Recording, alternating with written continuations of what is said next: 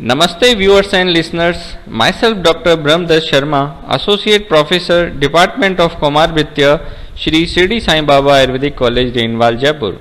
Today I am going to talk about cough, or we can say CAS. It is very common nowadays.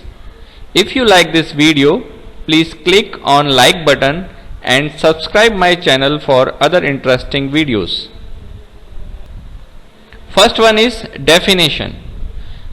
Cough is a physiological protective mechanism which is characterized by explosive expectoration following a deep inspiration.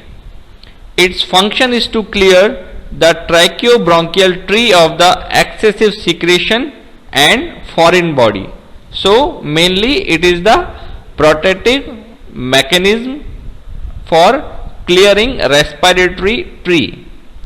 Without an effective cough reflex, we are at risk for retained airway secretion, aspirated material, predisposing infection and respiratory compromise. So it is also helpful for protection of these problems.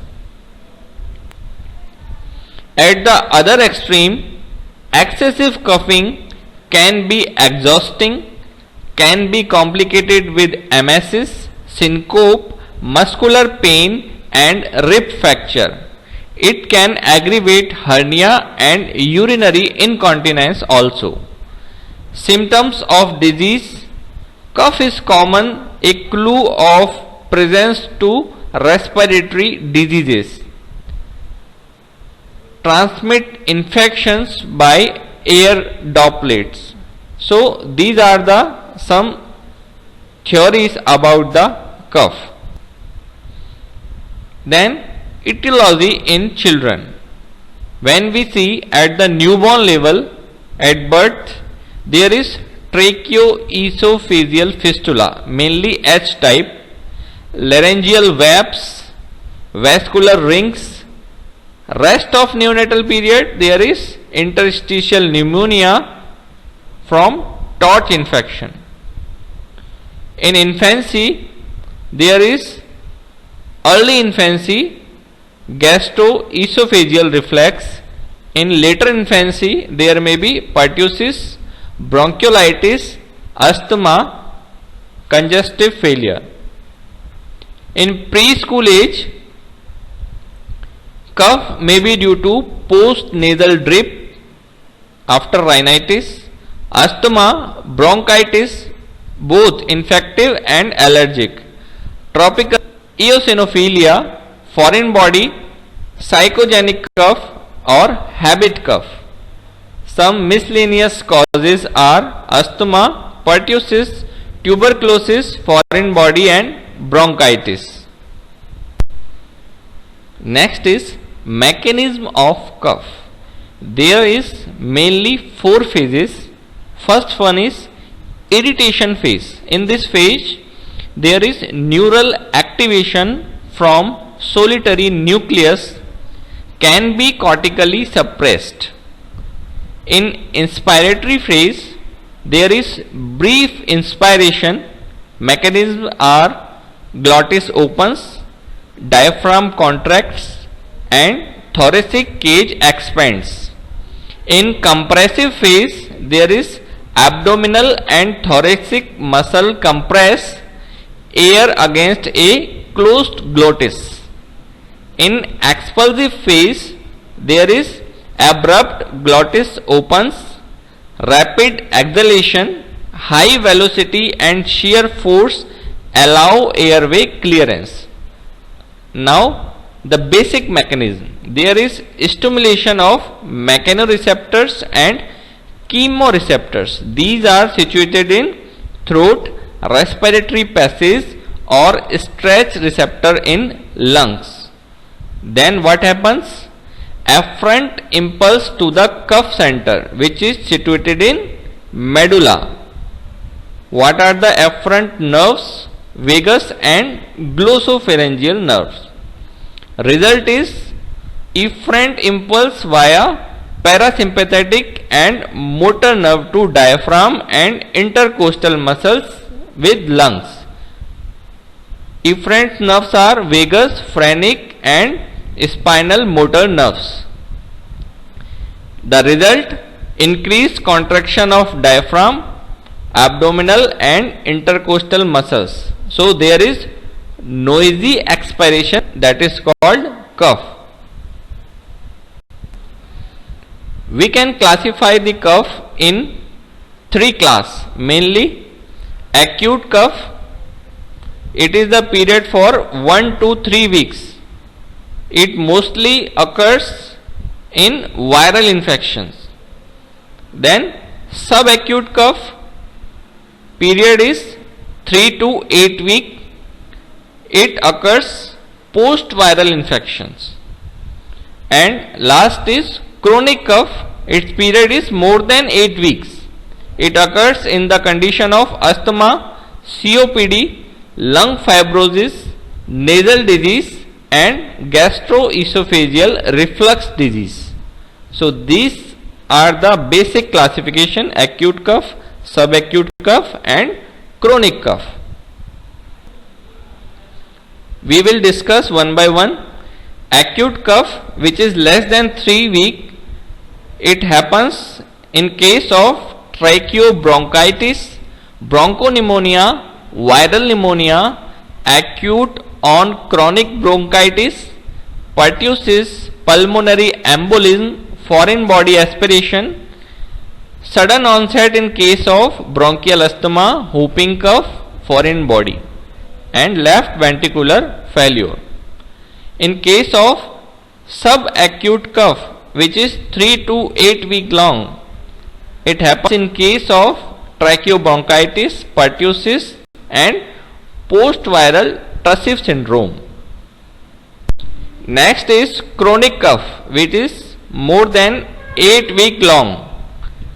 It happens in case of upper airway cough syndrome, asthma, gastroesophageal reflux disorder, post-viral cough, chronic bronchitis, bronchiectasis, cystic fibrosis, ACE inhibitor induced cough, environmental irritants, infections like mycoplasma, chlamydia, bordetella pertussis, granulomatous disease like TB, sarcoidosis, neoplasm, bronchogenic carcinoma,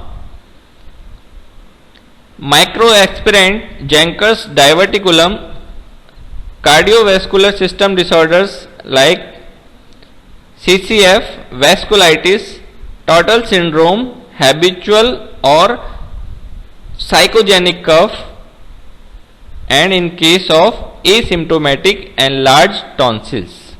These are the conditions for chronic cough. Some other type of classifications are like dry cough without sputum in case of upper respiratory tract infection, initial phase of tuberculosis, tropical pulmonary eosinophilia, it is an allergic condition, cigarette smoking, bronchogenic carcinoma, compression of trachea, or it may be functional. Next is productive or wet cough.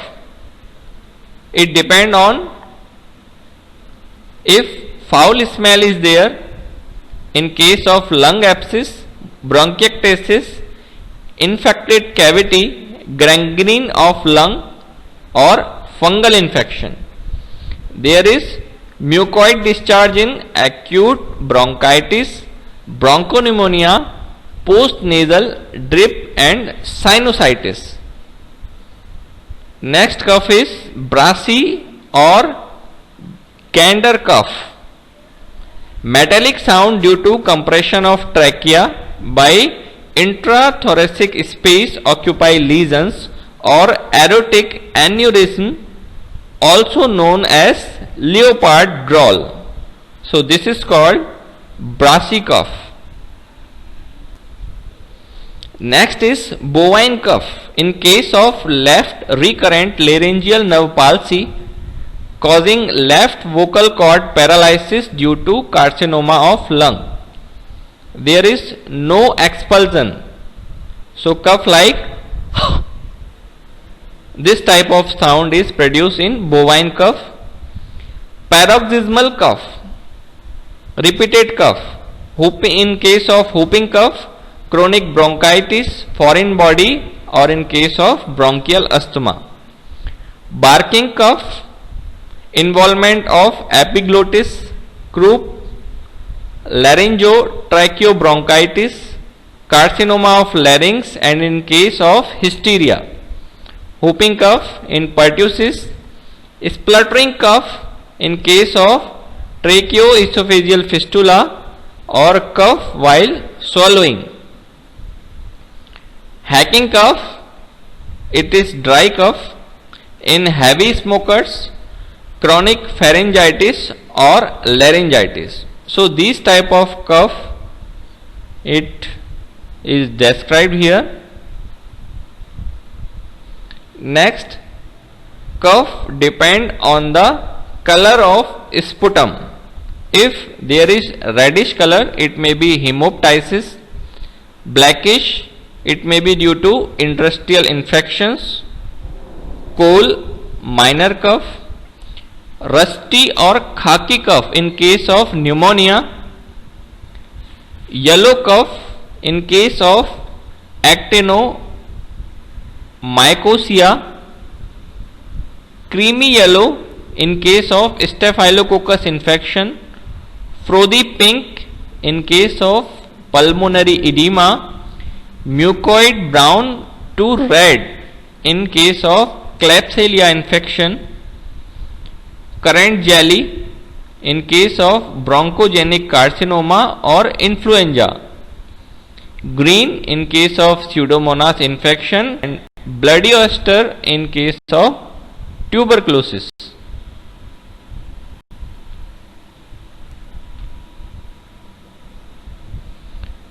Next is diagnosis. The physical examination is more important. General conditions such as accessory muscles uses, cyanosis, grunting, nasal flaring, clubbing, nicotine stain, it may be due to severity of respiratory distress. We should check vital signs. For fever, there may be infection, tachycardia, tachypnea may be due to respiratory distress, pulsus paradoxus in case of asthma. Nasal polyps should be checked for allergic rhinitis. Examination of pharynx like erythema. Appearance of posterior pharyngeal mucosa or mucoid secretion dripping from the nasopharynx causing post-nasal drip. Chest should be checked for hyperinflation, silent chest crepitation or wheezing sound through auscultation to diagnose asthma, pneumonia, heart failure or these type of symptoms. For foreign body, bronchoscopy and X-ray should be done. For heart failure, X-ray, blood investigation and ECG. For COPD, lung function test, X-ray. For infective cause, sputum, X-ray and blood test. So these are the some tool for diagnosis. In X-ray, chest radiograph can provide you with additional information for differential diagnosis such as infiltration, consolidation, hyperinflation, peribronchial thickening, atelectasis and chronic lung changes. In case of pulmonary function test beyond the age of 6 years, if child is cooperative, can help delineate obstructive versus restrictive lung disease. Bronchoscopy, it is useful if suspicious foreign body is there. Montauk test to screen the tuberculosis. Then management. The goal should always be to identify an underlying cause of the cough in children. In the majority of the children presenting with cough, the etiology is related to upper respiratory tract infection and requires only supportive measures like symptomatic treatment, antipyretic, good hydration and saline washes. Over the counter antitussive, antihistaminic and decongestant are effective are as placebo for acute cough and have the potential to cause adverse effect. Thus, they should be avoided in children less than 2 years. Intranasal steroid can be effective in children with allergic rhinitis presenting with cough during pollen season. Children with cough should be managed according to child specific guidelines, which are different from the adult guidelines. This should be considered. Bronchodilators are not effective and should be avoided in non-asthmatic children presenting with acute cough. Antibiotics are generally not effective and should be avoided in children present with acute cough caused by viral upper respiratory tract infection. Specific causes of acute cough like asthma, bronchiolitis, croup and community acquired pneumonia should be managed based on the evidence based guideline specific for such entities. Next, treatment. We can divide drugs in mainly 4 types. First one is pharyngeal demulcents like lozenges, syrups, glycerin and liquors. Expectorant, mainly mucokinetics. In first category, secretion enhancers like potassium citrate, potassium iodide, guaifenesin, Ayurvedic drugs like Vasaka, ammonium chloride. In mucolytic agents, bromohexine, ambroxol, acetylcysteine and carbocysteine. Adjuvant antitussives, bronchodilators are salbutamol, terbutaline. Antitussive, cough center suppressant.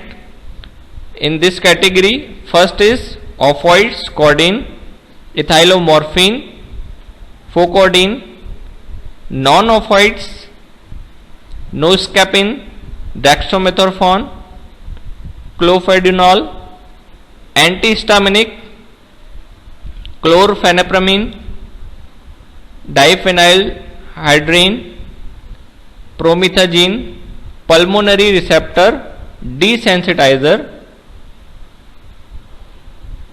pranoxidilline. These are the category for the treatment of cough.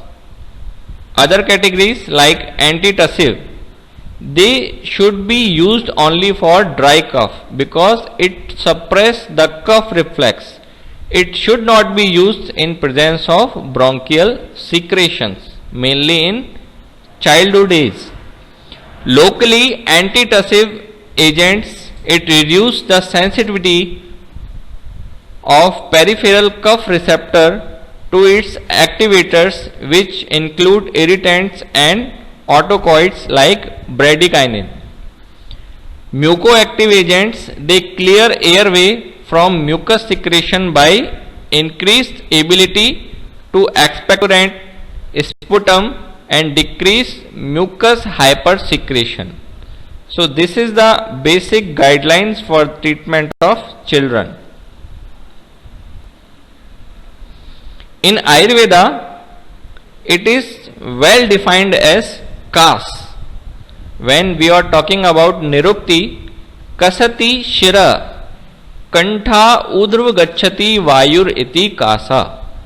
When pranavayu obstructed in the respiratory tract due to various reasons attains upward direction and comes out with force making specific sound, it is called kas. When we see the nidan or cause, there are several causes like dhumopghat, vyayam ruchan, vimargach bhojanasch, veg avrodast like chavtu. The basic pathology behind is the visheshan of pran and udan and production of a specific sound like kasya pot. It is called kas. Next is purvrup or prodome symptoms like shokpurn galasyata. There is feeling of some spikes in the throat. Kanthe kandu, itching in the throat. Bhujyamanam avrodascha jayate, obstruction of the food. This is the prodome symptoms of cough. Then types of cough and their characteristics. Mainly types are Vataj, Pittaj, Kafaj, Chhataj and Chayaj. In Vataj kas, the nature of cough is dry with resonant or hollow sound. Sputum character is scanty, dry and difficult to expectoration. Pain in hearth, pashra and urashira. Voice like hoarseness of the voice. Associate features are dryness of the chest, throat and mouth. In Pittaj kas, there is continuous cough like pertussis. The character of sputum is yellow. There is burning sensation in chest and change in voice. There is also bitterness of the mouth and burning sensation in the throat. In Kafaj kas, the oral cavity is coated with thick saliva, excess slimy and thick expectoration, painless coughing, sweetness and stiffness in the mouth and sinusitis is there.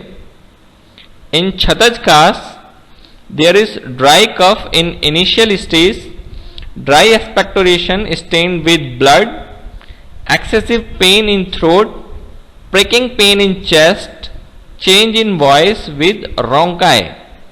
In Chayaj kas, there is foul smelling sputum, greenish or maybe hemoptysis with pus.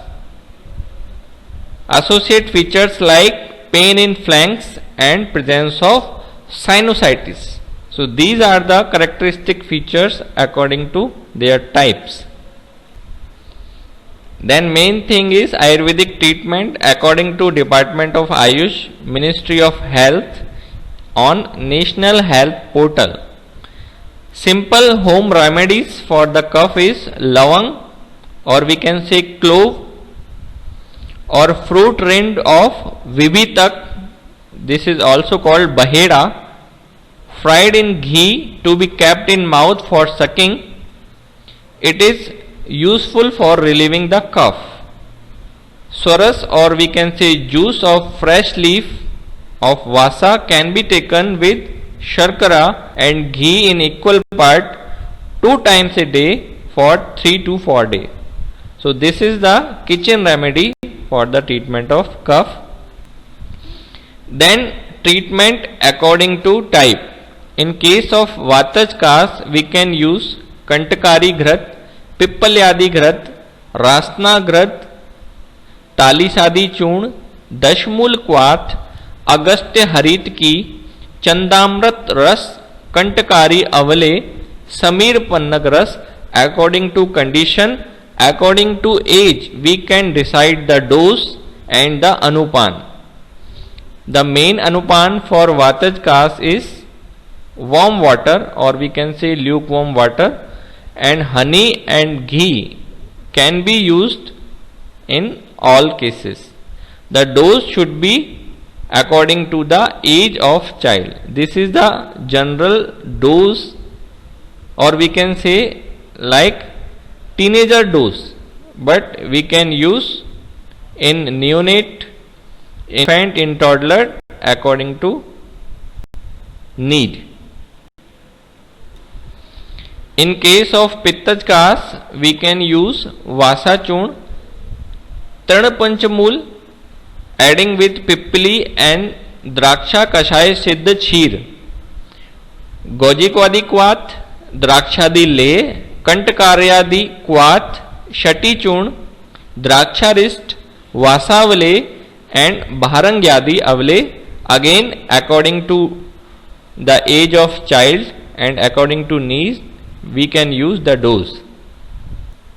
In case of Kafaj kas, we can use Trikatu with Vasa, Sitopladi with Bharangi churn, Pippali roasted with Til tel, Devdaru, Haritiki, Musta, Pippali and Shunti churn combination, Kaf Ketu ras, Avrag bhasma and Mrag Shang bhasma we can use according to condition. For Chhataj kas, we can use Eladi Gutika, Kushmand avale. For Chayaj kas, Draksharist, Shwas Kothar ras. In severe case we can use Mall Sindur, Shringrabra bhasma and Shwas kas Chintamani. Panchakarma is very popular nowadays. In children we should avoid these procedures, but we can do in if the strength of the patient is good. For woman, in case of Kafaj or Bahu Kaf Pittaj kas, only in the patient with good strength. Virechan should be avoided in children, but should be performed in case of Patic kas with Tanu Kaf, used with Madhur Dravya Samayukt Tivrat Virechan. In case of Patic kas with Ghan Kaf, Tikt Dravya Samayukt Tivrat Virechan we can use. Shiro Virechan in case of Kafaj kas by Apamarga, Tulsi, Shigru, Patra, Swaras and Katfala.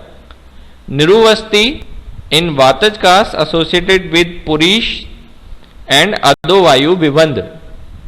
Anuvasan Basti, Snayarth in Vataj kas. Some specific formulations like Sitopladi churn, Karpuradi churn, Vrahet Panchmul kwat, Chandramrit ras, Karveradi yog, Lavangadi vati, Shwasanad gutika, Eladi vati, Godanti bhasma, Praval bhasma, Talishadi churn, Talish patradi vatikam, Pippalyadi rasayan, Vasavale, Vasarist, Kantakaryadi avale we can use according to condition, according to patient. Kashar Mahakashaya described by Acharya Charak. In this, Draksha, Abhaya, Amalki, Pippali, Duralava, Shrangi, Kantakari, Vrashchira, a wide variety of Vorivia diffusa, Punarnava and Tamalki we can use. Thank you very much. If you like this video, please click on like and bell button and subscribe my channel for other interesting videos.